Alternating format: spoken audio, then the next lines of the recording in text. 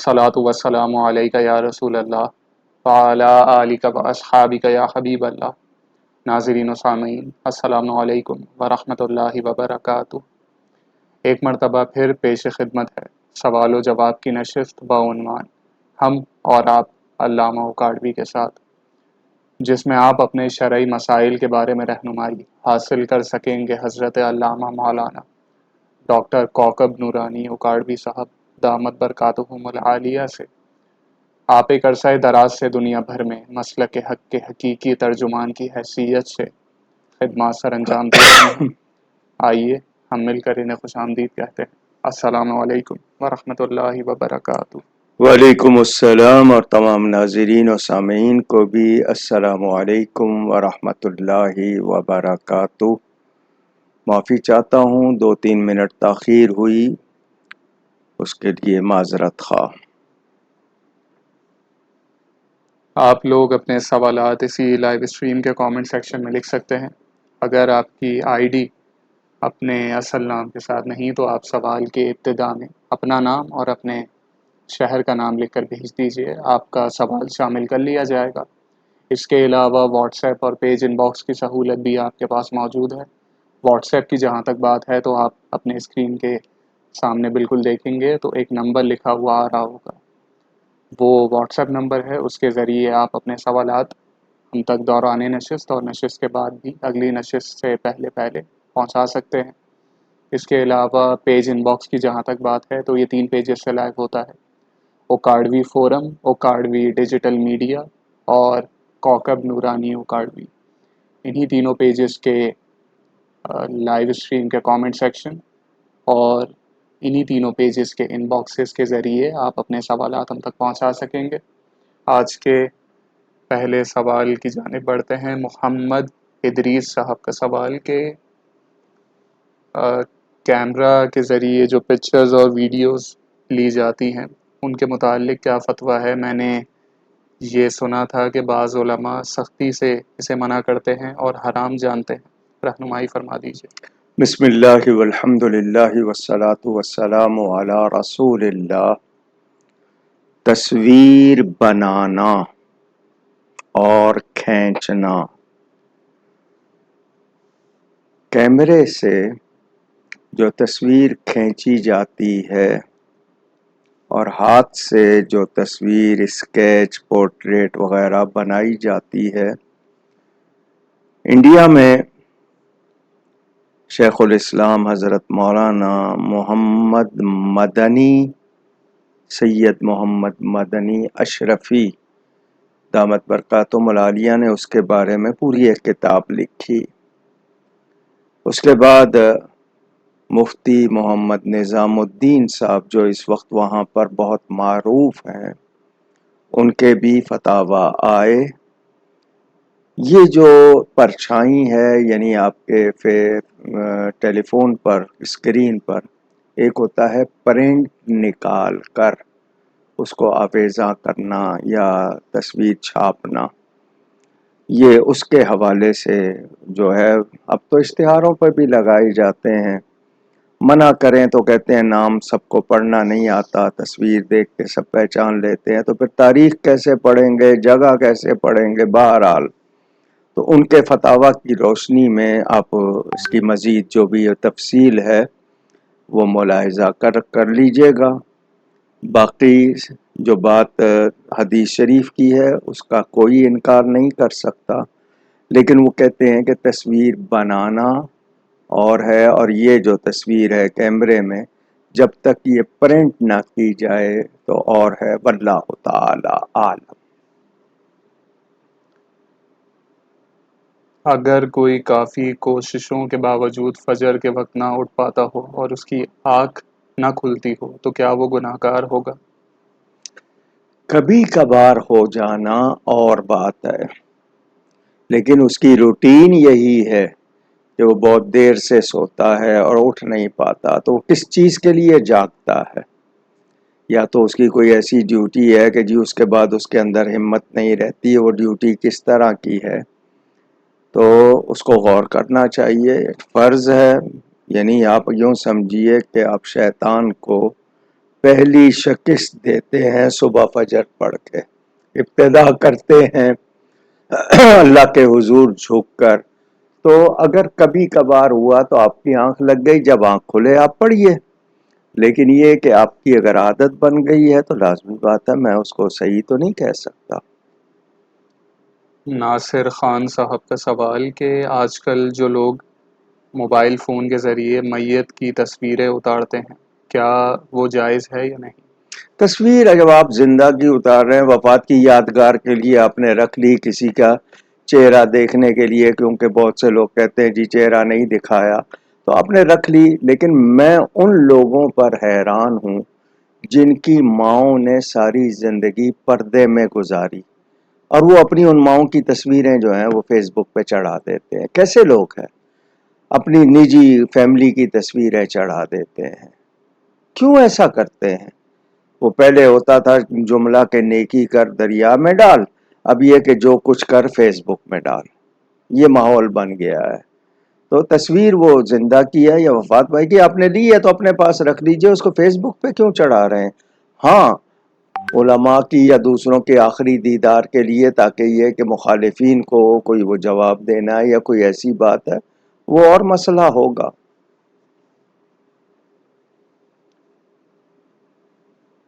اگلا سوال کہ کیا دوران حمل اگر شوہر بیوی کو طلاق دے دے تو کیا وہ نافذ ہو جائے گی؟ بعض لوگ کہتے ہیں کہ حمل کے دوران طلاق واقع نہیں ہوتی اور یہ حنفیوں کی بنائی ہوئی باتیں ہیں. جب ان کے نزدیک یہ حنفیوں کی بنائی ہوئی باتیں ہیں تو وہ جو بات بنا رہے ہیں وہ کس کی بنائی ہوئی ہے؟ جو وہ کہہ رہے ہیں وہ ان کی بنائی ہوئی ہے، کس کی بنائی ہوئی ہے؟ پھر مجھے بتائیں وضع حمل، اگر عورت حمل میں ہے تو اس کی عدت کیا ہے؟ وضع حمل ہے، بھلے 1 دن ہو یا 9 مہینے ہو. یہ عجیب باتیں، پتہ نہیں کیوں لوگوں کو یہ مسئلے جو طے شدہ ہے، آج کیا مصیبت آ گئی ان کو، ان باتوں کو چھیڑ رہے ہیں. امام اعظم ابو حنیفہ نے جو کچھ کہا ہے وہ اپنی طرف سے نہیں کہا، قرآن و سنت کی روشنی میں کہا ہے، اور 1300 سال سے امت عمل کرتی آ رہی ہے. آج پتہ نہیں کیوں ان باتوں کو دوبارہ جگا کر کیا کرنا چاہتے ہیں. کیا اس پائے کے عالم ہیں؟ آپ کو نہیں کرنا ہے، آپ نہیں کیجئے، آپ ذمہ دار ہوں گے اپنے عمل کے. جو حنفی کر رہے ہیں وہ غلط نہیں کر رہے. رباب علی صاحبہ کے سوالات. ان کا پہلا سوال کہ نماز کے دوران اللہ تعالی کو دیکھنے کا کس درجے کا تصور کیا جا سکتا ہے اور یہ کس طرح اپنا تصور باندھا جا سکتا ہے کہ گویا ہم اسے دیکھ رہے ہیں؟ آپ کو اگر کسی کی تربیت مل گئی ہوتی اللہ والے کی تو آپ کو اس کا اندازہ ہو جاتا. اللہ کو دیکھنے کا مطلب یہ ہے کہ آپ اپنے آپ میں اس حد تک وہ ہوں کہ اللہ ہی ہے، اسی کے جلوے ہیں ساری کائنات میں. تو آپ اس طرح تھوڑا تھوڑا کر کے روحانیت تک پہنچتے ہیں تو آپ کو پھر ہر شے میں اللہ کے جلوے نظر آتے ہیں. اللہ تعالیٰ کی کوئی صورت نہیں ہے جس کو آپ وہ سمجھتے ہیں، یا کوئی اس طرح کا جسم نہیں ہے، وہ جسم جسمانیات سے پاک ہے. تو اللہ کو دیکھنے کا مطلب یہ کہ آپ کی ایسی حالت ہو، یہ ہر ایک کا حال نہیں ہے، تو کم از کم اتنی ہو کہ اللہ آپ کو دیکھ رہا ہے. تو یعنی آپ اللہ تعالیٰ کا اس طرح تصور کریں کہ وہ میرا خالق ہے، وہ میرا مالک ہے، سب ہر چیز میں اسی کا جلوہ ہے. اس سے آپ آہستہ آہستہ آپ کی روحانیت مضبوط ہو جائے گی. ان کا اگلا سوال کہ نبی پاک صلی اللہ علیہ وآلہ وسلم کی دعا کہ یا رب مجھے مسکین رکھ، مسکین اٹھا اور مسکینوں کے ساتھ میرا حشر فرما، اس کی کیا حکمت ہے؟ محبت. ہمارے ہاں طبقاتی تقسیم ہو گئی، ہم کچھ لوگوں کو ہلکا سمجھنے لگ گئے. ٹوٹے ہوئے دلوں کو اللہ تعالیٰ کہتے ہیں نا، ٹوٹے ہوئے دلوں میں تلاش کرو. وہ لوگ اللہ سے بہت قریب ہوتے ہیں اپنے یقین کی وجہ سے، اور وہ اس حالت میں صبر کرتے ہیں، شکایت نہیں کرتے. اس کو سمجھیں کہ حضور صلی اللہ علیہ وسلم نے دنیا کو پسند نہیں کیا. بلکہ وہ لوگ جن کے پاس دنیا کا ساز و سامان نہیں، ان کی کل کائنات اللہ کی یاد ہے، وہ اللہ تعالیٰ پر راضی رہتے ہیں، وہ لوگ، ان کا ذکر ہو رہا ہے۔ اگلا سوال کہ کیا افطاری کرتے وقت جو دعا پڑھی جاتی ہے اس کے علاوہ کوئی اور بھی دعا ساتھ پڑھنی ہوتی ہے، یا پھر افطار کی دعا کافی ہوتی ہے روزہ کھولنے کے لیے؟ یہ جو دعا کتنی مرتبہ مسئلہ بیان کیا ہے، یہ بھائی لوگ سنتے نہیں ہیں، 1000 مرتبہ ہمیں جواب دینا پڑتا ہے۔ افطار سے کچھ منٹ پہلے، 5 منٹ 7 منٹ پہلے آپ نیک دعائیں کریں۔ ابھی افطار نہیں ہوا، آپ 10 منٹ پہلے ہاتھ اٹھا کے نیک دعائیں کریں اور پھر افطار کر لیں۔ یہ جو دعا ہے یہ کھجور کھانے پانی پینے کے بعد کی دعا ہے، اللہم انی لک صمت، یہ اس کے بعد کی ہے۔ اس سے پہلے دعائیں کرنی ہے جو نیک وہ قبول ہوتی ہیں، قبولیت کا وقت ہوتا ہے۔ نیک دعائیں افطار سے پہلے جتنی یاد ہیں، عربی میں قرآنی دعائیں ہیں، معصورہ دعائیں ہیں، حدیث کی دعائیں جو یاد ہیں وہ کریں، اردو میں آتی ہیں اردو میں کریں، وہ دعائیں ہیں۔ افطار کے بعد کی یہ دعا ہے، اور آپ جتنی لمبی کرنا چاہیں۔ سرفراز اختر صاحب کا سوال کہ رمضان کا روزہ کسی وجہ سے چھوٹ جائے تو اگلا رمضان آنے سے پہلے کتنی مدت کے اندر ہم رکھ سکتے ہیں؟ آپ رمضان آنے سے پہلے کبھی بھی رکھ سکتے ہیں، لیکن یہ کہ جو روزہ چھوڑا وہ عذر شرعی تھا یا ویسے، کیونکہ کوئی بدل نہیں ہے اس کا رمضان کے روزے کا۔ اگر آپ نے چھوڑ دیا بلا وجہ تو پوری زندگی کا روزہ اس کا بدل نہیں ہوگا، کیونکہ آپ کو پھر دوبارہ جو رمضان ملے گا وہ اس کے روزے ہوں گے، وہ جو نکل گیا وہ کہاں سے دوبارہ آئے گا۔ تو اگر ایسا ہے تو آپ نے کسی وقت بھی رکھ لینا ہے، جب آپ کو سہولت ہو، اگلا رمضان آنے سے پہلے پہلے رکھ لیجئے۔ اگلا سوال کہ آج کل نوجوان لڑکوں میں جو کان اور ناک چھدوانے کا اور پھر بالیاں پہننے کا رجحان بڑھتا جا رہا ہے، شریعت اس بارے میں کیا کہتی ہے؟ نیز جو اکثر لوگ گلے میں چین پہنتے ہیں، اس کا کیا حکم ہوگا؟ نماز نہیں ہوتی ان چیزوں کے ساتھ، پہلی بات۔ دوسرا یہ کہ مرد کا زیور یہ سونا چاندی نہیں ہے، اس کی مردانگی ہے، اس کی جرأت ہے، اللہ کی راہ میں جہاد کی ہمت ہے، جذبہ ہے، نیکی ہے، حیا ہے۔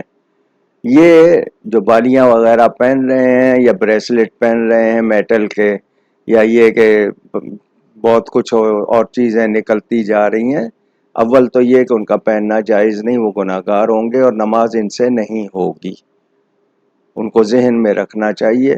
باقی جو رجحان قرب قیامت کی نشانیاں، لوگوں کو دین ایمان کی پرواہ نہیں، اللہ کا خوف نہیں، وہ جو چاہیں گے کریں گے۔ اور اگلا سوال،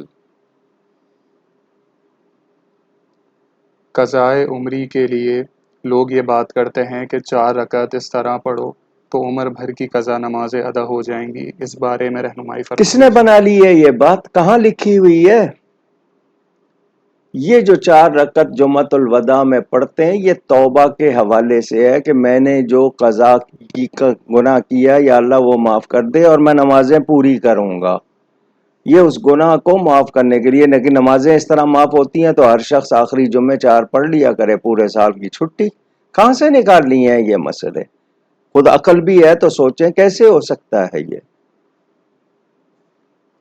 ان کا اگلا سوال کہ اگر قضا نمازیں ہوں کسی پر تو وہ تراویح کی 20 رکعت ادا کرے یا پہلے قضائے عمری ادا کرے؟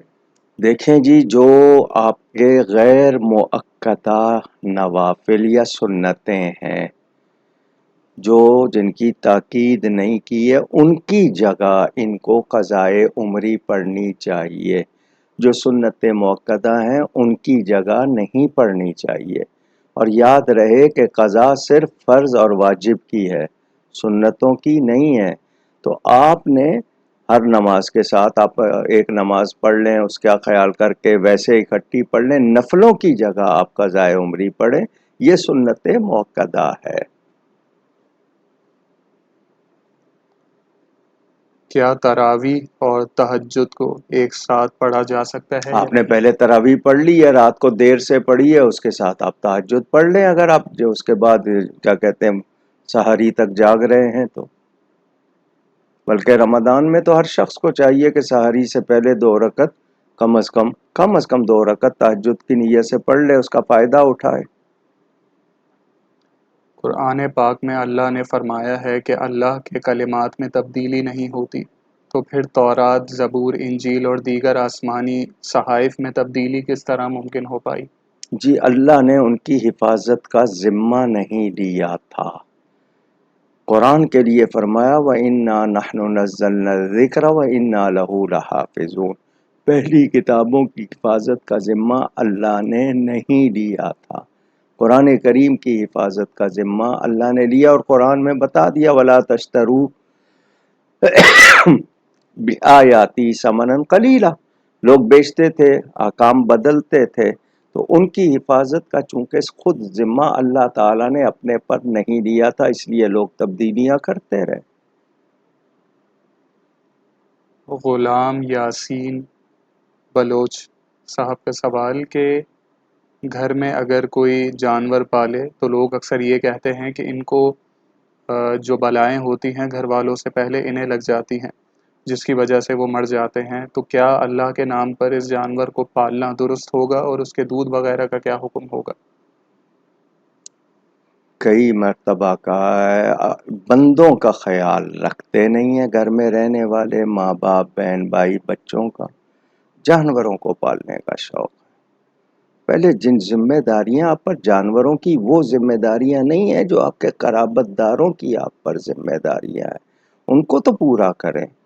اور پھر یہ کہ اللہ نے آزاد پیدا کیا، آپ ان کو قید کر رہے ہیں، ان کے بارے میں کوئی کوتاہی ہو جائے تو آپ گناہ گار ہوتے ہیں۔ باقی حلال جانور ہے، اس کا دودھ اگر آپ پیتے ہیں تو کوئی منع نہیں ہے، آپ نے پالا ہوا ہے، بکری ہے، گائے ہے، پہلے سب لوگوں کے گھروں میں ہوتی تھی، اب یہ کہ بلدیہ شہروں میں اجازت نہیں دیتی ہے، دیہاتوں میں اب تک ہے لوگوں کے پاس۔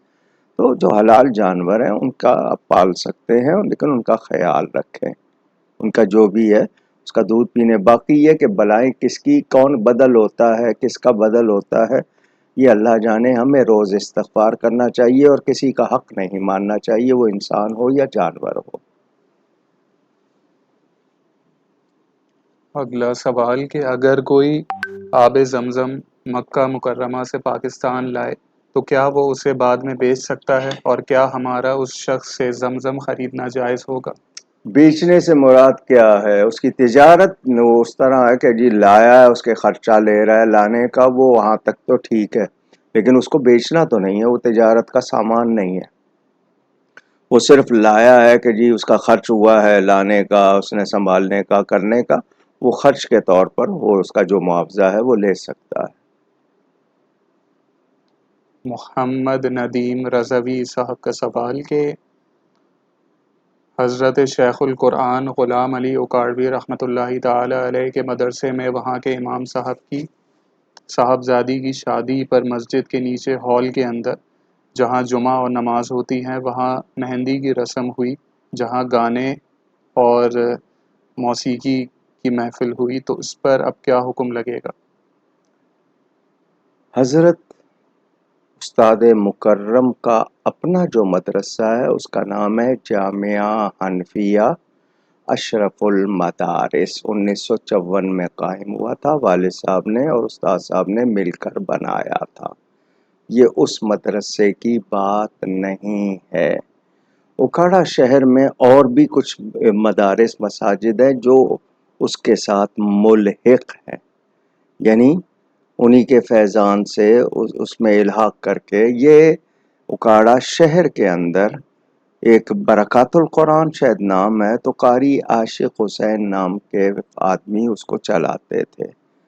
اس بارے میں وہ استاد صاحب کے فرزند کا بیان آ گیا، انہوں نے اس کو فوراً بے دخل کر دیا اور کہا کہ تحقیق کرنے کے بعد معلوم ہوا کہ ان سے کوتاہی ہوئی ہے اور انہوں نے جو توجہ کرنی تھی نہیں کی ہے، تو انہوں نے اس کو فوراً بے دخل کر دیا۔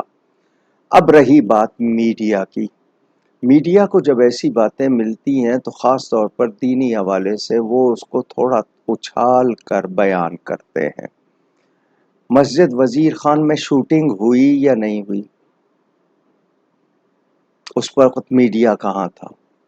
فیصل مسجد اسلام آباد کی ابھی بھی تازی فیس بک پہ لگی ہوئی ہیں، شوٹنگ ہو رہی ہے وہاں پہ، وہاں اس وقت میڈیا کہاں ہے؟ اس کے علاوہ جو غیر اسلامی کام کہیں ہوتے ہیں اس وقت میڈیا کہاں ہوتا ہے؟ یہ جتنے اینکر اور یہ دوسرے پہنچ جاتے ہیں اور جس لہجے میں باتیں کرتے ہیں، اس شخص سے غلطی ہوئی ہے، اس کو کوئی صحیح نہیں کہہ سکتا، اس نے غلطی کی، مگر وہ جو گانے والے آئے اس کی حقیقت مجھے نہیں معلوم، جتنا میں نے سنا اس کے مطابق یہ کہ مہندی کی رسم انہوں نے کی، اول تو ان کو وہاں کرنی نہیں چاہیے تھی، اگر کی تھی تو گھر کے لوگ تھے تو وہاں میوزک کیسے بج گیا؟ وہاں پر یہ آخر میں کوئی ناچنے والے وہ خواجہ سرا تھے یا واقعی کچھ تھا، کیسے آ گئے؟ یا بلائے ہوئے تھے آ گئے، نہیں آ گئے، جو ہوا غلط ہوا، کوئی تائید نہیں کر سکتا، لیکن انہوں نے فوراً ایکشن لیا، ان کو وہاں سے بے دخل کر دیا۔ اب یہ کہ اچھالنے والوں کو میں یہ کہوں گا کہ ضرور آپ مسجد کے تقدس کے اگر اتنے ہی حامی ہیں تو پھر سب جگہ اس کا خیال رکھیں۔ میں یہ نہیں کہہ رہا کہ آپ نے اس کو کیوں اچھالا اور باقی کو کیوں نہیں اچھالا، ہر جگہ خیال رکھیں، اور جتنے بھی غیر شرعی کام ہو رہے ہیں ان پر بھی اسی طرح ہی تبصرے کریں، اسی طرح ہی ان کے بارے میں بھی کہیں۔ کیا کچھ نہیں ہو رہا آپ کے یہاں؟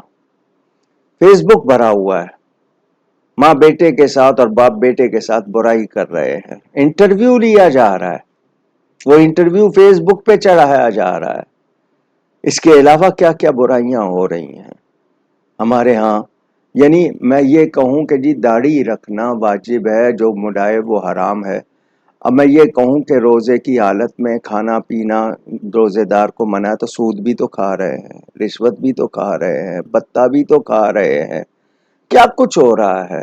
یہ اسلامی جمہوریہ نام کا ہے، یہاں پر اسلام کے مطابق کون عمل کر رہا ہے؟ رونے کا مقام ہے ہم سب کے لیے، مگر یہ کہ ہم ان باتوں پہ، اور اب دیکھیں 1400 سال کے طے شدہ مسائل کو کیوں چھیڑا جا رہا ہے؟ یہ لوگوں کو دین سے دور کرنے یا نفرت دلانے کا کوئی سازش ہے، پلان ہے، کیا ہے؟ حکمران بھی، سیاستکار بھی، دوسرے طبقے بھی، اور میڈیا کا رول تو بہت برا ہے، معاف کیجئے گا، جو ڈرامے دکھا رہے ہیں وہ کیا ہے؟ کیا کیا جملے دکھا رہے ہیں، کیا کچھ ہو رہا ہے؟ ان سب کو بھی تو وہ نوٹس کرے، ہم ہر جو غلط ہے اس کو غلط کہیں گے۔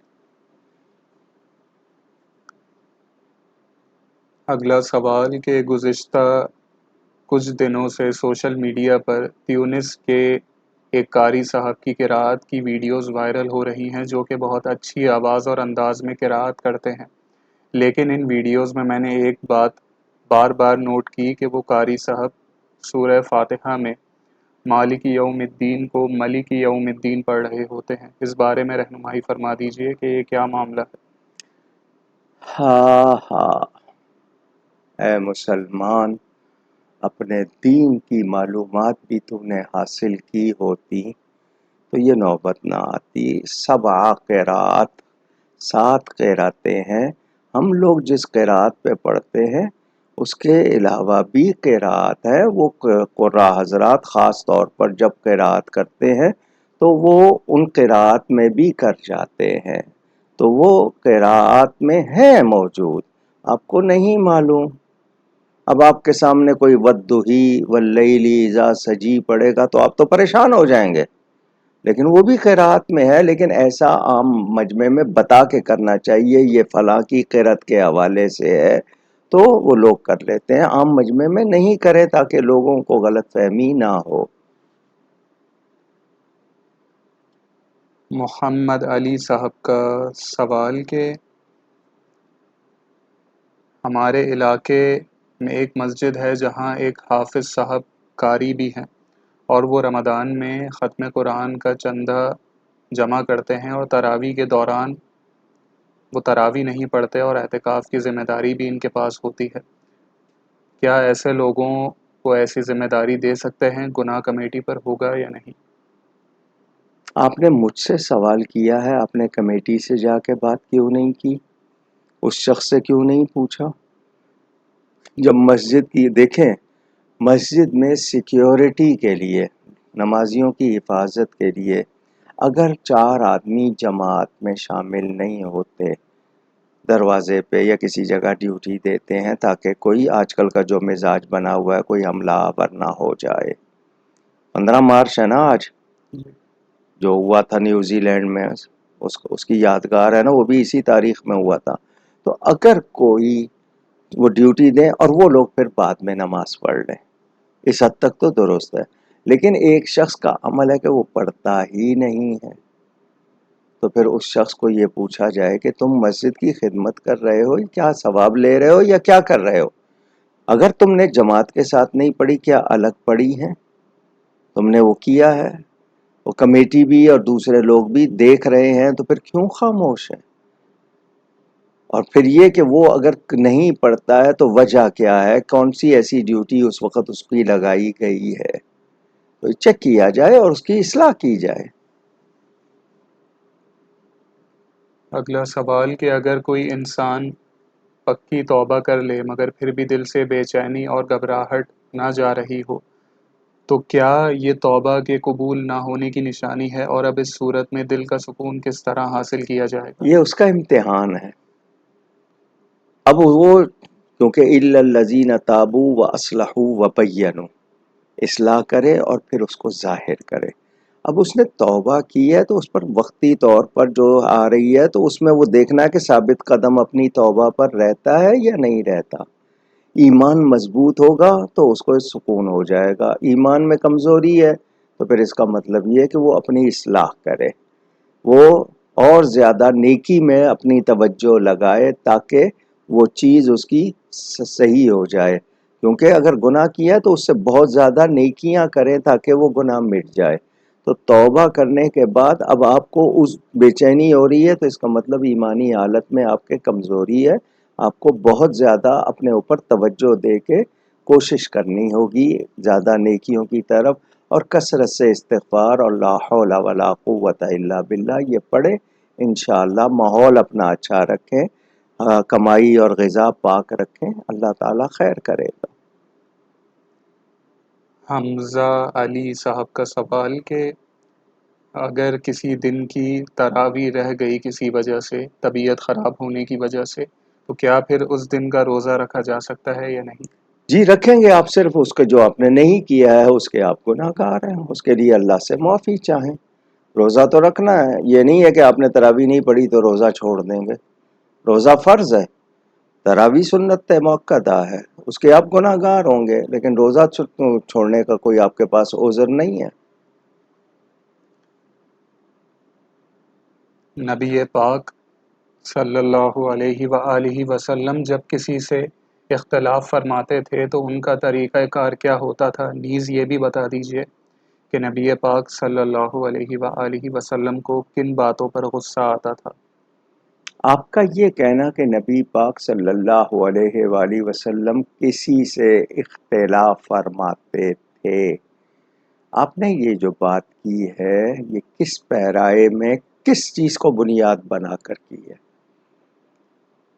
حضور صلی اللہ علیہ وسلم اللہ کے رسول ہیں، نبی کے مقابل بات نہیں کی جا سکتی.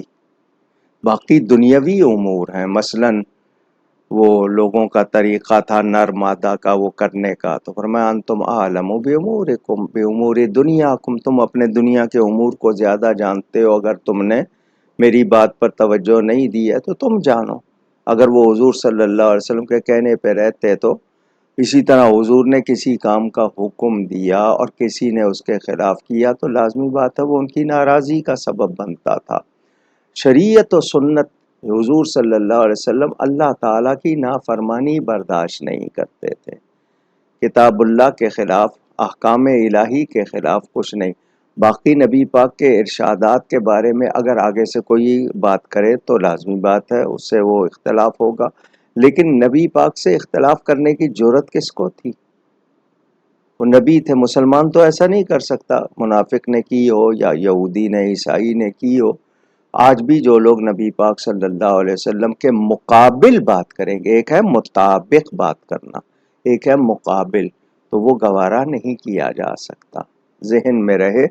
باقی آپ نے یہ جان لیا، اور حضور صلی اللہ علیہ وسلم ہر اس بات پہ ناراض ہوتے تھے جو سچ کے خلاف ہوتی تھی، جو حق کے خلاف ہوتی تھی۔ سید عاطف قادری صاحب کے سوالات، ان کا پہلا سوال گزشتہ نشست میں کیے گئے سوال کے حوالے سے ہی، جو رجت کے حوالے سے پوچھا تھا، تو انہوں نے وضاحت یہ کی کہ وظائف کے حوالے سے وہ پوچھنا چاہ رہے ہیں کہ جو رجت ہوتی ہے تو وہ اس کی کیا وجہ ہوتی اگر ہے؟ آپ نے بغیر اجازت کوئی عمل وظیفہ کیا، یا آپ سے کرنے میں کوئی پرہیز بتایا گیا تھا وہ نہیں ہوا، یا آپ نے اس کو اس شرائط کے ساتھ نہیں کیا جو آپ کو تعلیم کی گئی تھی، تو بعض مرتبہ بعض وظائف ایسے ہوتے ہیں جن میں آپ پر کوئی اس طرح کا عمل ہو جاتا ہے جس کو آپ رجت کہتے ہیں۔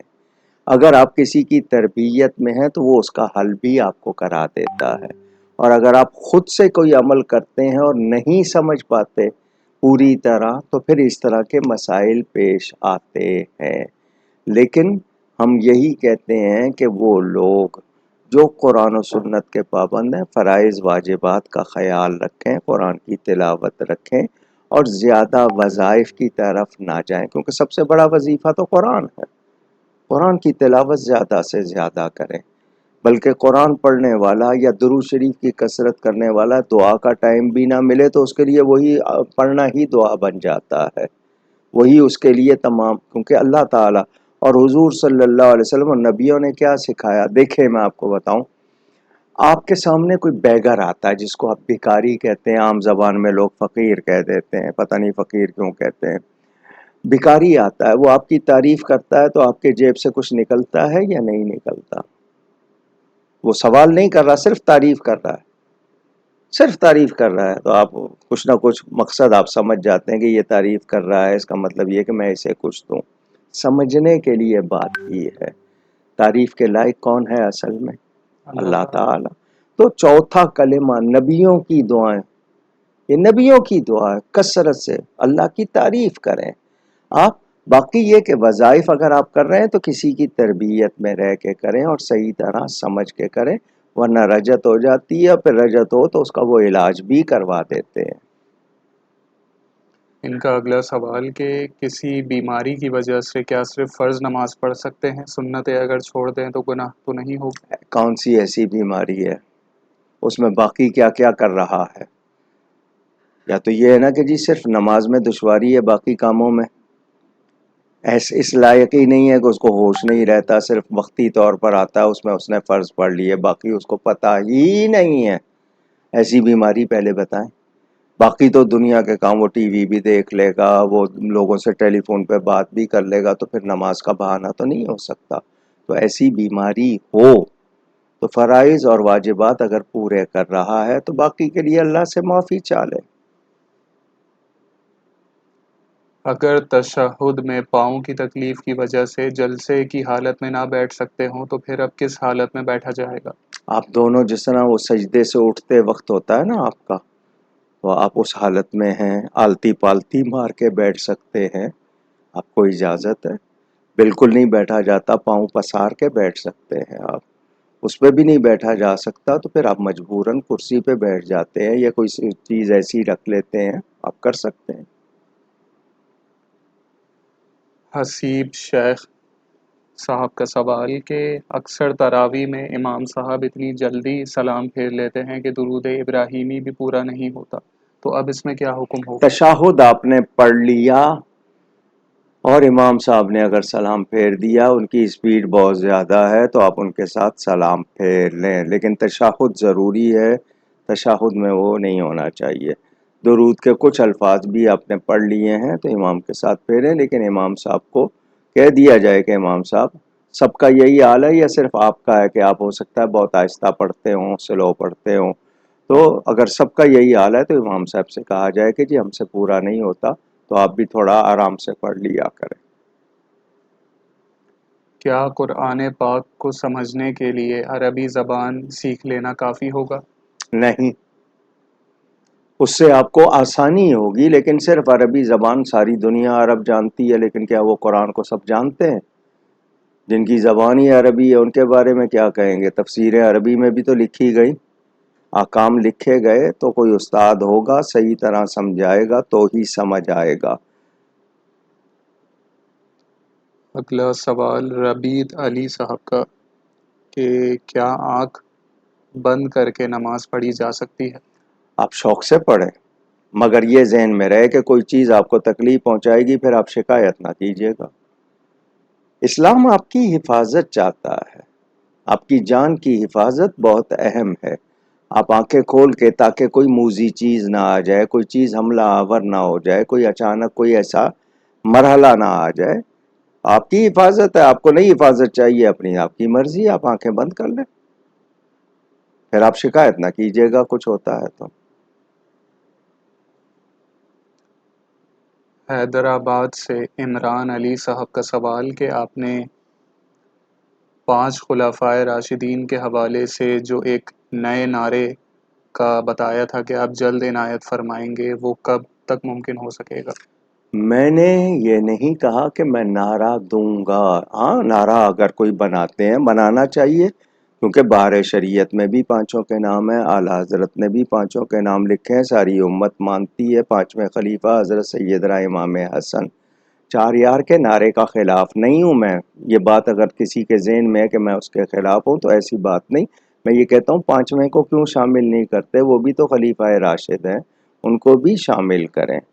میں یہ 4 کے خلاف نہیں ہوں کسی طرح بھی، بلکہ 5ویں کا چاہتا ہوں، کیوں کہ اس کی جگہ جو کچھ ہو رہا ہے، اب سیاست معاویہ زندہ باد کے نعرے لگ رہے ہیں، اور 5واں خلیفہ حضرت سیدنا امیر معاویہ رضی اللہ عنہ کو کہا جا رہا ہے، تو بتائیے پھر کل کو یہ بات آگے بڑھ رہی ہے، چھٹا نام انہوں نے اس پلید کا لکھا ہوا ہے، یزید کا، تو سیاست معاویہ زندہ باد کا مطلب حضرت علی کے بارے میں کیا موقف ہوگا؟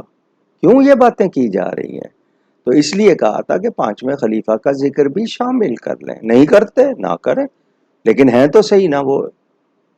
یہ تو نہیں ہو سکتا نا کہ کوئی ان کے لیے کہے کہ وہ 5ویں خلیفہ نہیں، وہ 5ویں خلیفہ راشد ہیں، اور حضرت امیر معاویہ خلیفہ نہیں ہے، وہ پہلے بادشاہ ہیں، خود انہوں نے کہا ہے کہ میں پہلا اسلام میں ملک یعنی بادشاہ ہوں۔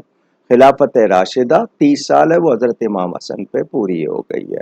اب اس کے لیے کوئی مناسب نعرہ میں کہوں گا تو لوگ شاید کہیں، میں اس لیے کہہ رہا ہوں خود مل کے بنا لیں، ورنہ یہ کہ ہمارے ہاں یہ بھی میں نے کہا تھا کہ ہمارے ہاں ندائیہ ہوتے ہیں، ہم یا کے لفظ کے ساتھ کہتے ہیں، تو ایسا کوئی نعرہ بنا لیا جائے تاکہ وہ چیز بھی واضح ہو جائے اور ہمارا وہ ہو جائے، کیونکہ میری معلومات کے مطابق یہ حق 4 یار کا نعرہ ہمارے اہل سنت کی طرف سے نہیں، 4 یار کو ہم مانتے ہیں، مگر یہ جو نعرہ بنا ہوا ہے یہ کسی وہاں پر جو دیا گیا کسی غیر کا دیا ہوا، اس کے حوالے بھی موجود ہے، تو 4 یار تو شروع سے چلے آ رہے ہیں، میں نہیں کہہ رہا کہ 4 یار، لیکن 5ویں کا ذکر بھی شامل کر لیا جائے تو کوئی برائی نہیں ہے، صحیح ہے، حقیقت ہے۔ اور آج کل جو بات ہو رہی ہے کہ وہ سیاست معاویہ لانا چاہ رہے ہیں اور حضرت امیر معاویہ کو 5واں خلیفہ کہنا چاہ رہے ہیں، اس کا جواب ہونا چاہیے۔ حضرت امیر معاویہ صحابی ہے، وہ پہلے بادشاہ ہیں، اول ملوک اسلام، اس کے الفاظ موجود ہیں، صرف اتنی بات ہے، کسی کی سمجھ میں نہیں آتی ہے تو مجھے کسی سے الجھنا نہیں ہے، میں نے جو بات کی ہے کوئی کسی مخاصمت میں نہیں کی ہے، بلکہ غیروں کے یلغار، ان کی جو پروپیگنڈا ہے اس کے جواب میں میں نے کہا ہے۔ رانا اسماعیل صاحب کا سوال کہ افطار کا صحیح وقت کیا ہے، رہنمائی فرما دیجیے، اور اگر کوئی احتیاطاً 10 منٹ بعد فقہ جعفریہ والوں کے ساتھ روزہ کھول لے تو کیا جائز اور ہوگا یا رات کے نہیں؟ 12 بجے کھولے، اس کی مرضی، غروب آفتاب ٹائم ہے، کیا ہے ٹائم؟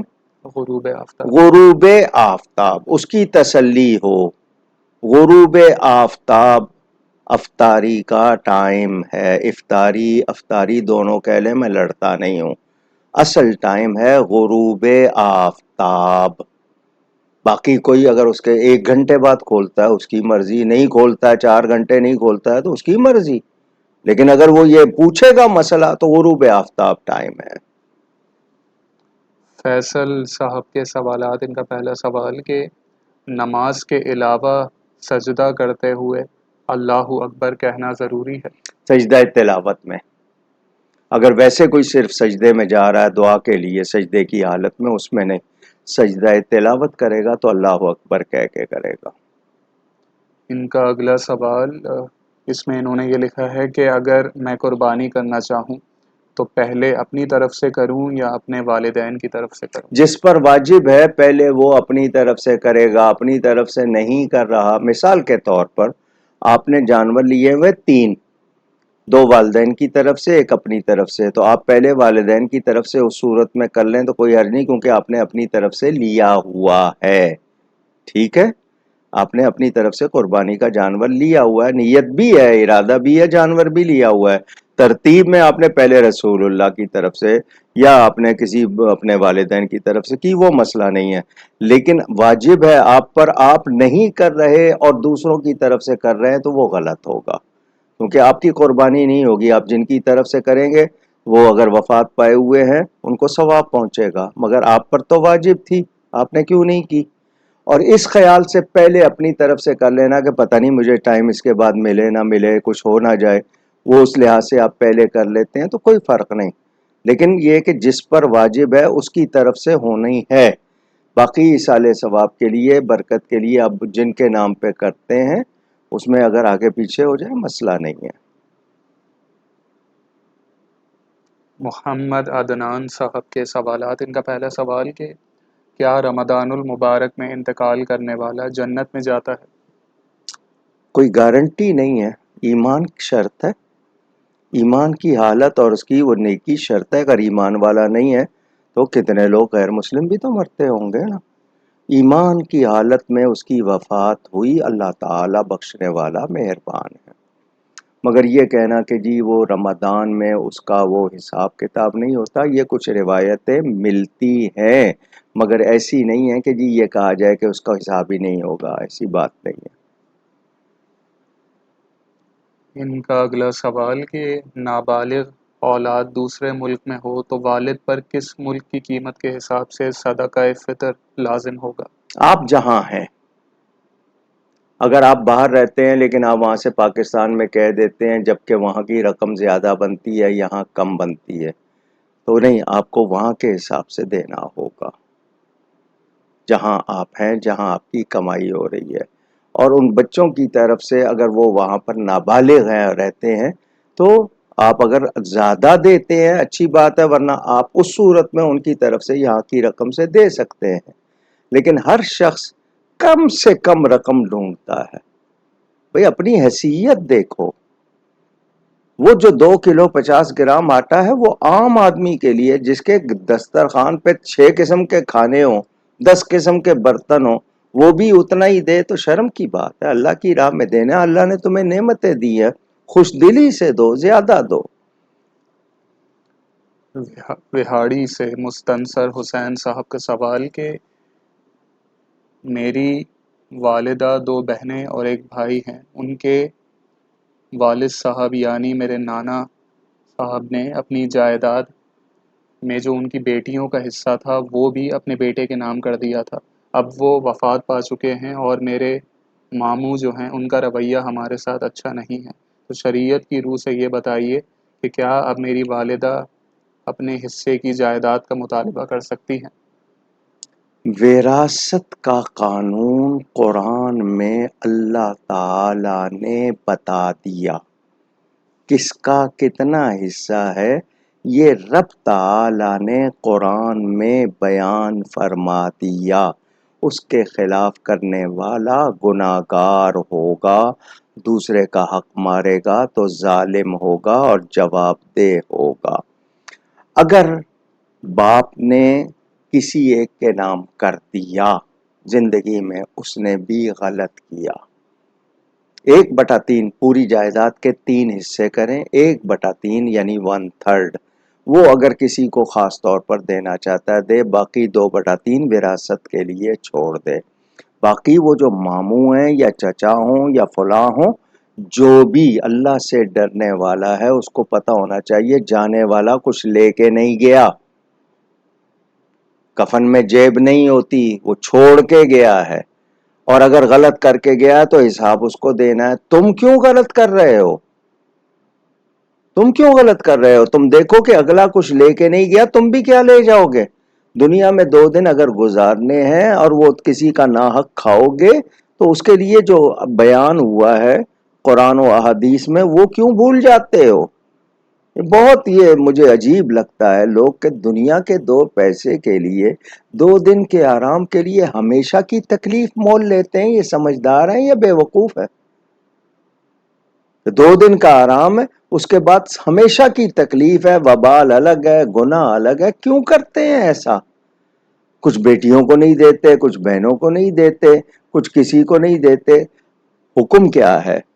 حکم یہ ہے کہ جب کوئی وفات پا جائے اس کی تمام چیزیں، وہ چھوٹی ایک سوئی ہے یا جہاز ہے، سب کچھ تمام وہ رسا کے سامنے رکھ دیا جائے کہ یہ ہے جو اس کی ملکیت ہے. پھر قانون وراثت جو قرآن میں بیان ہوا ہے اس کے مطابق اس کی تقسیم کی جائے.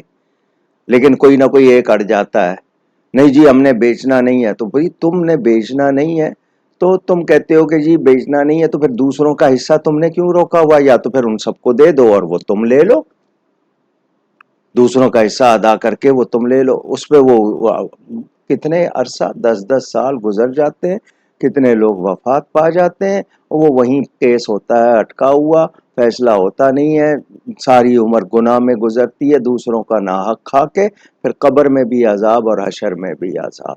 کیوں ایسا کرتے ہیں؟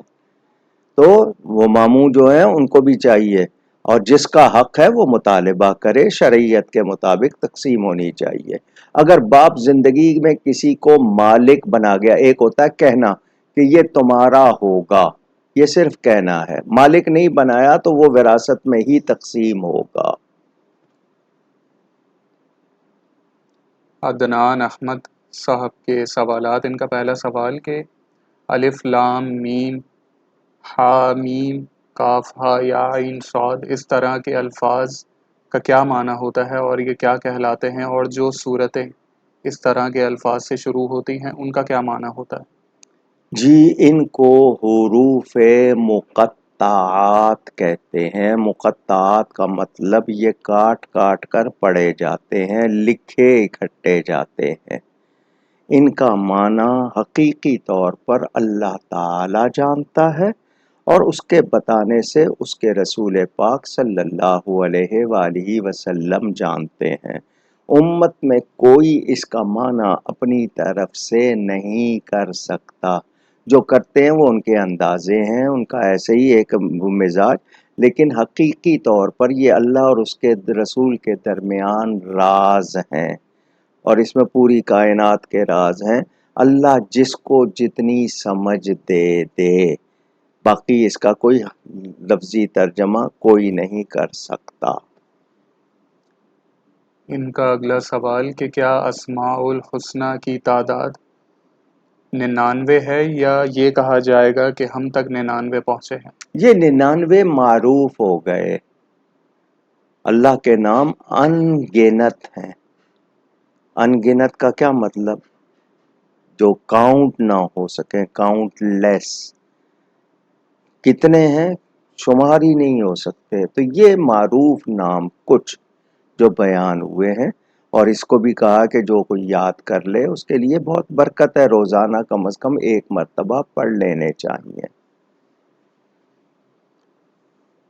سید یاسر حسین صاحب کا سوال کہ تراویح میں سجدہ تلاوت کرتے وقت اگر 2 سجدے کر دیے، مطلب کہ ایک سجدہ کرنے کے بعد لوٹنا تھا قیام کی طرف لیکن دوسرا سجدہ کر دیا، اور پھر اس کے بعد 2 رکعت مکمل کر کے سلام پھیر دیا، تو اب اس نماز کا کیا حکم ہوگا؟ انفرادی یا اجتماعی؟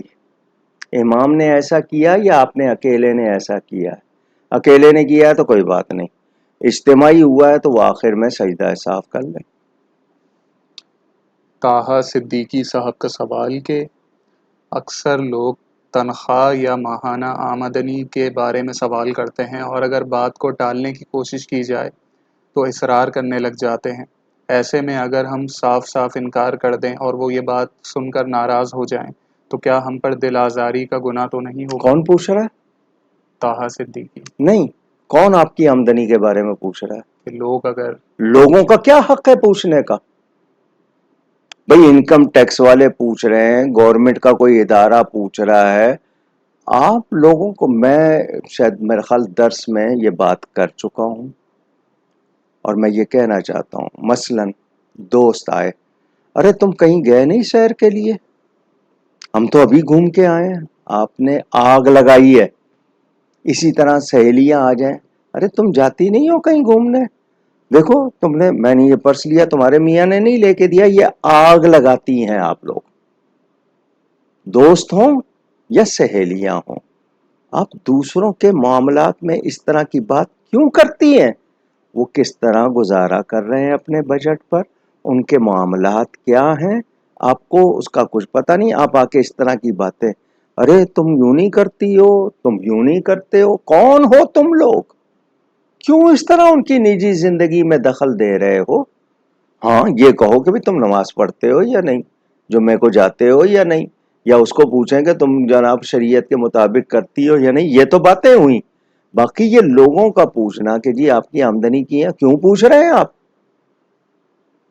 کیا چاہتے ہیں آپ اس کی آمدنی کا پوچھ کر کوئی اس کا اندازہ لگانا ہے کہ میں تمہارے ساتھ کیا سلوک کروں، کہ تم زیادہ کماتے ہو تو اچھی طرح پیش آؤں، کم کماتے ہو تو تمہیں میں سناؤں؟ کیا مطلب ہے اس کا؟ کوئی ضرورت نہیں ہے ان کو پوچھنے کی، اور آپ نہیں بتاتے تو آپ ان سے کہیں کہ جی بس اللہ کا شکر ہے، دعا کریں۔ کوئی زیادہ کہے تو ان سے کہیں کہ جی آپ معافی چاہتا ہوں، میں آپ سے نہیں پوچھتا ہوں، آپ مجھ سے ایسا سوال نہ کریں، نہ آپ کو حق ہے ایسا سوال کرنے کا۔ باقی کوئی مجبوری ہے کسی اور بات میں، کوئی ایسی وجہ ہے کہ وہاں پوچھنا یا بتانا ضروری ہو تو وہ اور بات ہے۔ ویزا لینے کے لیے جاتے ہیں آپ، انکم ٹیکس وہاں آپ کو لکھنا پڑتا ہے، آپ وہ سچ لکھیں جھوٹ لکھیں وہ آپ کا مسئلہ ہے، لیکن وہاں بتانا پڑتا ہے۔ باقی یہ کون ہوتے ہیں اس طرح کی باتیں؟ یہ لوگوں میں یہ مزاج بنانا، اس طرح کی گفتگو کر کے آپ کئی گھر بگاڑ دیتے ہیں۔ ان کے درمیان باتیں، وہ رات کو لڑ رہے ہوں گے میاں بیوی، وہ میری سہیلی تو دیکھیں جی یوں گئی، وہ کہے گا میرے دوست تو یوں گئے۔ آپ لوگ اس طرح پھر دوسروں کے گھروں کو خام خواہ بگاڑتے ہیں، نہ کیا کریں ایسا۔ پھر ریس بھی ہوتی ہے، جی وہ دیکھیں جی ان کے ہاں تو ہر سال فرنیچر بدلتے ہیں، ارے تمہارے ہاں وہی پرانا صوفہ چل رہا ہے یار، کیوں ایسی باتیں کر رہے ہو؟ مظفر صابر صاحب کا سوال کہ حضرت ابراہیم علیہ السلام کے والد کیا مشرک تھے؟ علماء اہل سنت جب یہ بات ان کے چچا کے حوالے سے بتاتے ہیں تو بعض بد مذہب کہتے ہیں کہ یہ بات ان لوگوں نے خود سے بنا لی ہے، اور قرآن و حدیث سے واضح طور پر ثابت ہے کہ حضرت ابراہیم کے والد مشرک تھے۔ قرآن و حدیث سے ثابت نہیں ہے۔ ربنا اغفر لی ولوالدی وللمؤمنین یوم یقوم الحساب، یہ کس کی دعا ہے؟ حضرت ابراہیم علیہ السلام کی۔ وہاں پر ابی کا لفظ تھا نا، قومی ہی جو آزرا، وہ آزر چچا تھے، کسی نبی کے ماں باپ مشرک نہیں ہوئے۔ مشرک پلید ہوتا ہے۔ میں اور آپ 4 پیسے کا دودھ گندے برتن میں نہیں ڈالتے، اللہ اپنا نور کسی پلید میں کیسے ڈال دے؟ یہ لوگ جو اس طرح کی باتیں کرتے ہیں ان کو کہیں اپنی زبانیں بند رکھیں، ان کو نہیں ماننا ہے تو چپ رہیں، لیکن اس طرح کی بات کر کے یہ اللہ تعالیٰ اور نبیوں کی یعنی ناراضی کے بھی مرتکب ہوتے ہیں، ایذا کے بھی مرتکب ہوتے ہیں۔ حضرت ابراہیم نے یہ دعا کیوں کی؟ اس دعا سے، چچا کے لیے دعا سے اللہ نے منع کر دیا، ان پر ظاہر کر دیا ان کے چچا کا حال، لیکن یہ دعا انہوں نے کی، اس میں ولی والدیہ کا لفظ ہے، والد والدہ سگے ماں باپ کو کہتے ہیں، اب کا لفظ چچا کے لیے قرآن میں بھی آیا ہوا ہے۔ حضرت اسماعیل اور حضرت اسحاق اور سب ساری باتیں بیان کی جاتی ہیں ان کی، تو وہ ان کی اولاد تھے یا کس کی اولاد تھے بیان کیا گیا ہے۔ تو اب کا لفظ چچا کے لیے آیا ہے، آزر چچا تھا، کسی نبی کے ماں باپ مشرک نہیں ہوئے، یہ طے شدہ بات ہے۔ باقی جو نہیں ماننا چاہتا ضد پہ ہے، اس کا کوئی علاج نہیں ہے، لیکن یہ میں نے بتا دیا، یہ ربنا اغفر لی کے بعد ولی والدیہ، یہ حضرت ابراہیم نے دعا کی، آزر کے لیے منع کیا، اس دعا سے تو نہیں منع کیا نا، یہ والدین کے لیے ہے۔ عائشہ رحمان صاحبہ کا سوال کہ عورت پر جسم کا کتنا حصہ چھپانا فرض ہے؟ بعض لوگ دستانے، موزے اور آنکھوں پر جالی والا کپڑا ڈالنے پر بھی زور دیتے ہیں، کیا ایسا بھی حکم موجود ہے شریعت میں؟ سب سے پہلے یہ اپنا نام درست کرے، اگر ان کے شوہر کا نام عبد الرحمن ہے تو عائشہ عبد الرحمن کرے، یا عائشہ اے رحمان، یا اس کے نام کے ساتھ کوئی اور لفظ ہے تو وہ نام اپنا درست کرے۔ نمبر ایک۔ نمبر دو یہ کہ عورت کے معنی چھپانے کی چیز، وہ ساری کی ساری، لیکن دستانے اور ٹخنوں سے نیچے جو موزے ہیں یا دستانے پہننا ضروری نہیں۔ چہرہ اصل فتنے کا سبب ہے، باقی تو ساخت ایک جیسی ہوتی ہے عورتوں کی، اصل مسئلہ چہرے کا ہوتا ہے۔ تو چہرہ پورا نظر نہ آئے، ایسا گھونگھٹ نکالیں کہ چہرے کی پوری بناوٹ نظر نہ آئے، یہ حکم ہے شریعت کا، یہ اسلام میں ہے، عورت کی عزت کے لیے ہے، اس کی حفاظت کے لیے ہے، اس کے یعنی بچاؤ کے لیے ہے کہ وہ چھیڑی نہ جائے، ستائی نہ جائے، یہ ہے اصل حکم۔ باقی جو تفسیر پڑھنی ہو، جو لوگ جتنی اجازت دیتے ہیں پھر اس کے انجام بھی دیکھ لیتے ہیں۔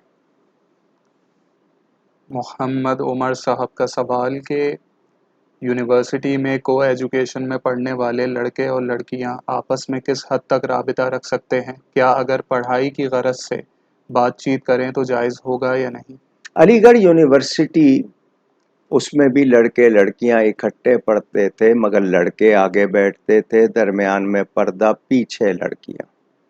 یہ جو ساتھ ہے کو ایجوکیشن کا مطلب یہ ہے کہ نہیں ایک سیٹ پہ دونوں اکٹھے بیٹھ جائیں یا آمنے سامنے بے پردہ، یہ اسلام میں نہیں ہے۔ شادیاں سیگریگیٹڈ ہونی چاہیے، پردے میں ہونی چاہیے، عورتیں الگ مرد الگ، یہ جو کچھ ہو رہا ہے یہ اسلام کے خلاف ہو رہا ہے، کوئی گنجائش نہیں ہے، غلط ہو رہا ہے، اور اس کے اثرات بھی جو آ رہے ہیں سامنے، اللہ کی پناہ۔ آصف علی صدیقی صاحب کا سوال کہ بچوں کو پہلا روزہ کس عمر میں رکھوانا چاہیے؟ آج کل جو لوگ 5-6 سال کے بچوں کی بھی روزہ کشائی کروا دیتے ہیں، کیا ان کا ایسا کرنا جائز ہے؟ اگر بچہ صحیح برداشت کرتا ہے کوئی حرج نہیں، 7 سال کی عمر سے شروع کرنا چاہیے، 7 سال کی عمر سے شروع کر دیں، ایک روزہ رکھ لیا، 2-3 دن چھوڑ کے پھر رکھ لیا، وہ برداشت ہو، لیکن 10 سال سے تو شروع کیا جائے گا۔ باقی اس سے پہلے اگر رکھتے ہیں بچے کو شوق دلانے کے لیے اور وہ صحیح برداشت کر لیتا ہے تو ٹھیک ہے، ورنہ یہ کہ ایک رکھوا لیا تاکہ اس کو پتہ ہو روزے کا، تو یہ دیکھ لیں اس کی برداشت، 7 سال سے شروع کریں، لیکن یہ کہ مسلسل نہیں، لیکن 10 سال کے بعد تو کرنا چاہیے۔ یہ آج کا آخری سوال، انشاءاللہ جو پانی سوالات دینا۔ رہ جائیں گے وہ اگلی نشست میں ابتدا میں لے لیے جائیں گے۔ آپ لوگ اپنے سوالات اسی لائیو اسٹریم کے کامنٹ سیکشن میں لکھ سکتے ہیں۔ اس کے علاوہ واٹس ایپ اور پیج ان باکس کی سہولت بھی آپ کے پاس موجود ہے، اس کے ذریعے بھی آپ اپنے سوالات ہم تک پہنچا سکتے ہیں۔ آج کا آخری سوال تجمل انصاری صاحب کا، آپ نے اپنے ایک بیان میں کہا تھا کہ حضرت امام حسن حضرت امام حسین کے بھی امام ہیں، تو کیا آپ کی اس سے مراد یہ تھی کہ امام حسن افضل ہیں امام حسین سے؟ اگر ہاں تو پھر اہل سنت کی محافل میں ان کا ذکر اس کثرت سے کیوں نہیں ہوتا جتنا امام حسین کا ہوتا ہے؟ اللہ تعالیٰ سمجھ دے، سمجھ کے سوال کیا ہوتا، بھائی وہ دوسرے امام ہے، پہلے امام حضرت علی ہے نا، تو وہ دوسرے امام ہیں، تو جو تیسرے آئیں گے ان کے پہلے 2 امام ہیں یا نہیں ہیں؟ اتنی بات آپ کو سمجھ نہیں آ رہی؟ اب حضرت امام حسن کے امام کون ہیں؟ حضرت علی، کیونکہ وہ پہلے امام ہیں، تو امام حسن جو ہیں وہ دوسرے نمبر پہ ہیں، تو حضرت امام حسین ترتیب میں تیسرے ہیں، تو ان کے بھی وہ امام ہوئے یا نہیں ہوئے؟ ایک رہی بات یہ کہ حضرت امام حسن کا ذکر اس کثرت سے کیوں نہیں ہو رہا، آپ کا یہ جو سوال ہے، یہ میں یوں کہوں کہ حضرت امام حسین رضی اللہ تعالیٰ عنہ کے ساتھ جو واقعہ پیش آیا، اس طرح کا واقعہ حضرت امام حسن کے ساتھ اس طرح پیش نہیں آیا۔ وہ ایک قربانی ایسی یادگار بنی کہ اس کا تذکرہ بہت، لیکن ہم حضرت امام حسن کا تذکرہ بھی کرتے ہیں، جو لوگ نہیں کرتے ان سے پوچھئے۔ اب مثال کے طور پر نبی پاک صلی اللہ علیہ وسلم کے 1.25 لاکھ سے زیادہ صحابہ ہیں. ذرا بتائیں مجھے سب کے نام 1.25 لاکھ کس کو معلوم ہے؟ 10 مبشرہ میں سے سب کا عرس منایا جاتا ہے کیا؟ پوچھ رہا ہوں. لیکن ہم وہ اصحابی ہی کہہ کے سب کا تذکرہ، روایتیں آتی ہیں، اسناد میں ذکر آتا ہے، ویسے ذکر آتا ہے، سب سے محبت رکھتے ہیں. لیکن جن کے کارہائے نمایاں، جن کی خاص باتیں زیادہ، ان کا ذکر زیادہ ہو جاتا ہے. مجھے اگر یہی بات ہے تو پھر میں انبیاء کے حوالے سے پوچھوں گا، یہ کیا جواب دیں گے؟ پھر یہ مشکل میں آئیں گے یا نہیں آئیں گے؟ پھر یہ کیا کہیں گے؟ تو سوچنا چاہیے. اس کا یہ مطلب نہیں ہے. ہم اہل سنت و جماعت، حضرت امام حسن، انہوں نے نبی پاک سے زیادہ، کیونکہ ان کو زیادہ ٹائم ملا، 1 سال زیادہ وقت گزارا، زیادہ فیضان، اور وہ ہو بہو تصویر تھے نبی پاک صلی اللہ علیہ وسلم کی.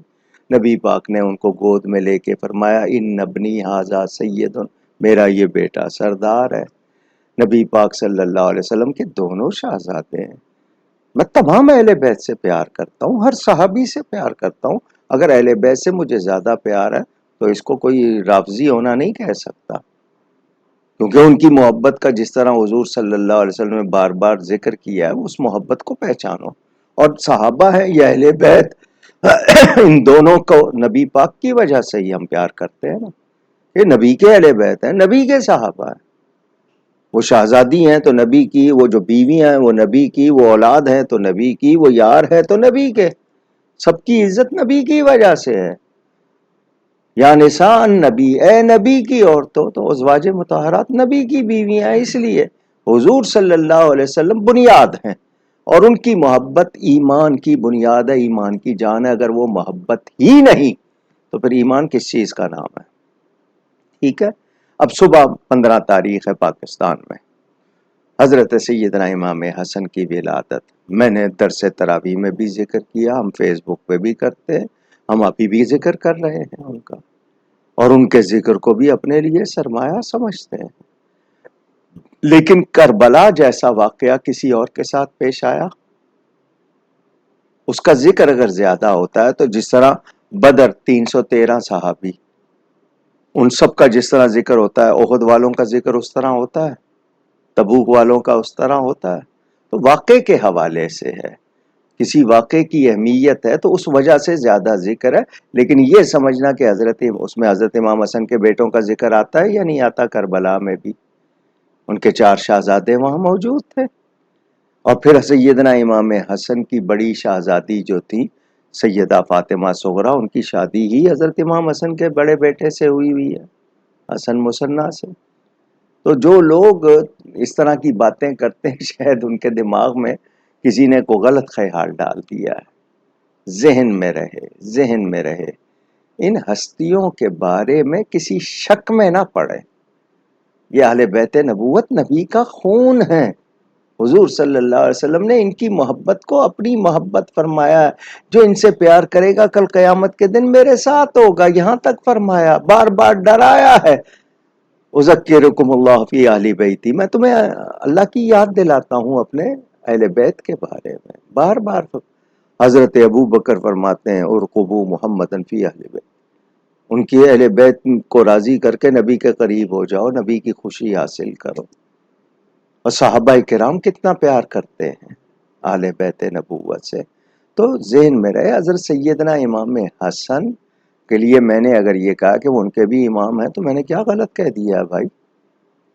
اگر آپ نے توجہ نہیں دی ہے، مثلاً میرے استاد ہیں، ان کے استاد کے استاد ہیں، تو میں اگر یہ کہوں کہ وہ میرے استاد کے استاد جو ہیں میرے استاد کے بھی استاد ہیں، تو کیا غلط کہا میں نے؟ ہیں یا نہیں ہے وہ؟ تو پھر سمجھنا چاہیے اس بات کو. تو آپ کا اگر یہ گمان ہے، باقی رہا ذکر، تو جو لوگ کم کرتے ہیں ان سے پوچھیں، ہم تو کرتے ہیں، ہم ان کا بھی دن مناتے ہیں. اب ان کی 2 تاریخیں ہیں. حضرت امام حسین رضی اللہ تعالیٰ عنہ کے بارے میں تو کنفرم ہے نا 10 محرم، کوئی شبہ نہیں ہے. سیدنا امام حسن کے بارے میں 2 تاریخیں ہیں، 28 صفر ہے یا 5 ربیع الاول ہے، دونوں تاریخیں. اور میں تو کہتا ہوں ان ہستیوں کا ذکر روز ہوتا ہے، ہم ہر نماز میں ان پہ درود بھیجتے ہیں. روز ان کا ذکر کرتے ہیں، لیکن وہ اس طرح اس اہتمام سے اگر نہیں ہو رہا ہے تو اس طرح کا واقعہ ان کے ساتھ پیش نہیں آیا، تو اس واقعے کی وجہ سے، اور مجھ سے اگر کوئی ذاتی طور پر پوچھے، میں کسی کو وہ نہیں کہہ رہا ہوں، یہ میری ذات، امام حسین نے جو کام کیا ہے اگر وہ نہ ہوتا آج اسلام اپنی اصل میں موجود نہ ہوتا۔ کتنی بڑی قربانی دے گئے ہیں، تمام باتوں کو اگر دیکھا جائے تو میں کہوں گا نقش اللہ بر صحرا نوش، جو علامہ اقبال نے کہا نا، وہ نقش کر گئے ہیں، راستے بند کر گئے ہیں غیروں کے لیے پنپنے کے لیے، انہوں نے دودھ کا دودھ پانی کا پانی کر کے رکھ دیا ہے۔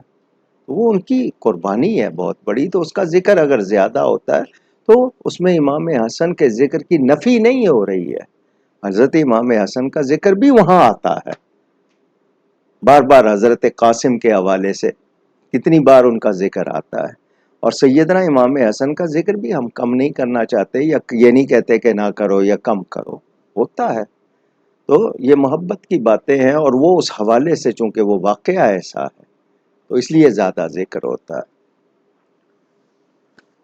ہم ان تمام افراد کا شکریہ ادا کرتے ہیں جنہوں نے اپنے سوالات ہم تک بھیجے اور اپنے تعریفی کلمات سے ہمیں نوازا، جن میں علی حیدر راجپوت صاحب، نول شکیل صاحبہ، راشدہ انور صاحبہ، محمد ادریس صاحب، ناصر خان صاحب، فیصل صاحب، رباب علی صاحبہ، محمد عرفان صاحب، ظہیر عباس صاحب، سرفراز اختر صاحب، میر مصطفیٰ صاحب، غلام یاسین صاحب، محمد ندیم صاحب، حسن صاحبہ، عدنان احمد صاحب، محمد علی صاحب، حمزہ علی صاحب، سید عاطف قادری صاحب، حسیب شیخ صاحب، ربیت علی صاحب، عمران علی صاحب، علی عباس صاحب، سید یاسر حسین صاحب، حافظ انیس صاحب، فردوس انجم صاحبہ، فوزیہ عبد القادر صاحبہ،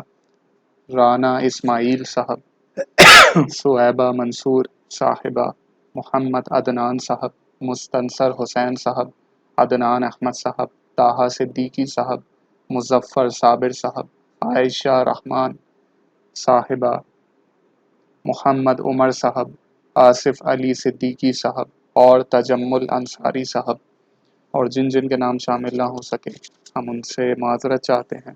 آپ ہمارے لیے دعا کیجیے گا، ہم آپ کے لیے دعا گو رہیں گے انشاءاللہ۔ حکومت پاکستان اس وقت اپنی کرسی بچانے کے لیے روز پالیسیاں بدل رہے ہیں، نئے سے نئے ٹیکس سوچ رہے ہیں، عوام کی مشکلات میں اضافہ کر رہے ہیں، دعوے کر رہے ہیں کہ مہنگائی ٹھیک ہے، حالانکہ دہشت گردی پہ کوئی قابو نہیں پا سکے یہ لوگ۔ روز کے واقعات ہو رہے ہیں، کبھی تھانوں پہ، کبھی چوکیوں پہ، جو محافظ ہیں خود وہ بھی محفوظ نہیں ہیں، طرح طرح کے واقعات۔ اور رمضان میں لوگوں کے لیے سہولتوں کے نام پر جو کچھ کہا گیا، وعدے کیے گئے، وہ سب کچھ میسر نہیں ہے۔ سولر سسٹم کے حوالے سے جو نئی پالیسی بنائی جا رہی ہے، مطلب یہ کہ لوگوں نے چونکہ ایک سولر سسٹم سے اپنی تھوڑی سی بچت کر لی ہے کہ گورنمنٹ کے مہنگے داموں بجلی کے بل بھرنے سے، کیونکہ کتنے لوگوں نے زیورات بیچ کر بل بھرے ہیں، ایسے ایسے ظالمانہ بل لگائے ان فرعونوں نے، تو ان کو سوچنا چاہیے۔ آج اگر لوگوں نے سولر لگا لی ہے تو اب یہ اس کا بدلہ لینا چاہتے ہیں کہ تم نے سولر لگا کے سوچا ہے کہ تم بجلی میں بچت ہو جائے گی، تو ہم جو تم سے لیں گے وہ 10 روپے یونٹ لیں گے، تم کو دیں گے تو 50-65 روپے دیں گے۔ ظالموں، کیا چاہتے ہو؟ کل کو الیکٹرک کاریں آ جائیں گی، پیٹرول سے آپ کی بہت کمائی ہوتی ہے، پھر آپ کیا کریں گے؟ آپ اس پر بھی شاید یہ لگا دیں گے۔ آپ کا مقصد یہ ہے کہ لوگوں کو جینے نہ دو، ان کے خون کا آخری قطرہ تک نچوڑ لو، فیسیں بڑھاؤ، ٹیکس بڑھاؤ، نئے نئے ٹیکس لگاؤ۔ قبر میں آپ کو بھی جانا ہے، حشر میں آپ نے بھی پیش ہونا ہے۔ آپ کو اللہ کا ڈر نہیں ہے؟ کوئی بات نہیں، آپ بھگت لیں گے۔ لوگ آپ کے ظلم سہ کر آپ کے لیے کوئی دعا، نیک دعا نہیں کریں گے، آپ ان کی بد دعائیں ہی لیں گے، آپ کے لیے کچھ اچھا نہیں ہوگا۔ آپ غلط کر رہے ہیں، آپ کہیں گے نہیں جی ہم مجبور ہیں، تو آپ اپنی عیاشیاں کیوں نہیں کم کرتے؟ 24 وزیر کس خوشی میں بنائے، ان کے خرچے کس خوشی میں بڑھائے آپ نے؟ ہر ایک کے لیے مراعات، فیسلٹیز کتنی ہیں آپ کے ہاں، کبھی آپ نے ان پر غور کیا ہے؟ آپ کی تنخواہ بڑھانے کا یا آپ کی مراعات بڑھانے کا بل آئے تو اس پہ کوئی دباؤ نہیں ہے، لیکن IMF کا دباؤ ہے جی، یہ بڑھانا ہے وہ بڑھانا ہے۔ اللہ کو یاد رکھیں، یہ 2 دن کی کرسی ہے آپ کے پاس، آج آپ کے پاس کل کسی اور کے پاس ہوگی، مگر آپ جو کچھ کریں گے اس کے ذمہ دار آپ ہوں گے۔ لوگوں پر ظلم کے ساتھ آپ حکومت کر رہے ہیں، ڈریں اللہ سے، ڈریں اللہ سے۔ میں آپ کو خدا کا خوف یاد دلانا چاہتا ہوں۔ آپ لوگوں کے لقمے چھین رہے ہیں، آپ لوگوں نے ایسی پالیسیاں بنائی ہیں، لوگ تنگ آئے ہوئے ہیں، مگر ظلم کے تلے وہ دبے ہوئے ہیں۔ اس ظلم کا انجام کیا ہوگا دیکھ لیں۔ آپ کے ملک میں دہشت گردی ہو رہی ہے، لوٹ مار ہو رہی ہے، زندگیاں محفوظ نہیں ہے، برائی کتنی پھیل رہی ہے، بدکاری کتنی پھیل رہی ہے۔ آپ نے تو شراب کے لائسنس یوں دیے ہوئے ہیں کہ ماں کا دودھ ہے، پیو۔ یہ ساری باتیں آپ کو یاد رکھنی ہوں گی۔ ذمہ دار ہیں وہ تمام لوگ جن کے پاس اختیار ہے اور وہ کچھ نہیں کر رہے۔ عدل و انصاف کا جو حال ہے وہ بھی آپ کے سامنے۔ کسی کے مرنے کے 40 سال کے بعد کہا جا رہا ہے کہ اس کو سزا غلط ہوئی، اور کسی کے مرنے کے بعد اس کے لیے سزا کا اعلان ہو رہا ہے۔ یہ تو آپ کے ہاں حال ہے کورٹس کا۔ کتنے لوگ ہیں جیلوں میں پس رہے ہیں، تاریخوں پہ تاریخ ہے۔ یہ آپ یہ نہ سمجھیے کہ یہ چیزیں کاؤنٹ نہیں ہوتی ہیں، آپ صرف طوطا چشم بنے ہوئے ہیں، بھولے ہوئے ہیں۔ اللہ دیکھ رہا ہے، اور آپ عوام کے سامنے بھی اور خدا کے سامنے بھی جواب دہ ہیں۔ رمضان میں آپ کو رمضان کے تقدس کا کوئی خیال نہیں ہے۔ آپ کے ملک میں مذاق اڑایا جا رہا ہے اسلام کا اور شاعر اسلام کا۔ ہو سکے تو توجہ کیجئے اور نظر ثانی کیجئے۔ یہ کرسی دھونس جمانے کے لیے نہیں، یہ خدمت کے لیے ہوتی ہے۔ اگر آپ سے خدمت نہیں ہوتی تو پھر آپ اپنے اوپر وبال کیوں لے رہے ہیں؟ سوچئے گا، بہت غور سے سوچئے گا۔ مسجد کے لیے پھر اعلان کروں گا، ساؤنڈ سسٹم کے لیے آپ سے کہا ہے رمضان میں آپ لوگ کشادہ دلی سے اللہ کی راہ میں خرچ کرتے ہیں۔ جامع مسجد گلزار حبیب کے لیے ساؤنڈ سسٹم نیا لگانا ہے۔ اکاؤنٹ نمبر آپ کے سامنے آ رہا ہے اسکرین پر، ہو سکے تو ڈائریکٹ اپنے عطیات بھجوائیں۔ مسجد میں رنگ و روغن ہو رہا ہے کئی برس کے بعد، اس کے لیے بھی ہمیں اس وقت، کیونکہ مسجد کی ہماری آمدنی نہیں ہے، کوئی دکانیں کوئی اور چیزیں نہیں ہیں جن سے آمدنی ہو، صرف جمعہ میں لوگ جو عطیات دیتے ہیں یا آپ لوگ جو ویسے عطیات بھیجتے ہیں، اس مسجد کی اتنی ہی آمدنی ہے۔ اللہ کا گھر ہے، اللہ تعالیٰ پورا کرواتا ہے، جس کو توفیق ہو سکے تو کشادہ دلی سے حصہ لیجئے گا۔ اللہ تعالیٰ جزائے خیر دے۔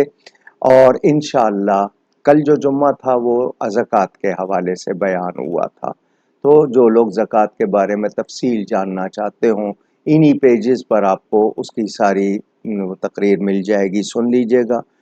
اب کل سے ہمارے چونکہ گفتگو کے سیشن ہوتے ہیں، یہ 2 دن انہوں نے رمضان میں رکھے، جمعرات اور ہفتہ سوال و جواب کے لیے، تو گفتگو کے سیشن میں بھی یہ سہولت رکھ دی گئی ہے کہ اگر آپ کے سوال آئیں گے تو آخری 10-15 منٹ آپ کے سوالوں کے جواب دیے جائیں گے، تو آپ لوگ وابستہ رہیے گا۔ باقی پی ٹی وی سے کچھ افطاریوں میں لائیو آیا ہوں، مجھے نہیں پتا کہ کتنے چینلز پرانی میری ریکارڈنگز چلا رہے ہیں۔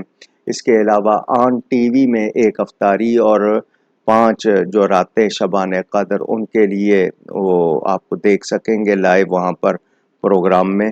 تو آپ سب، اور اگلا جمعہ انشاءاللہ بدر کے حوالے سے ہوگا۔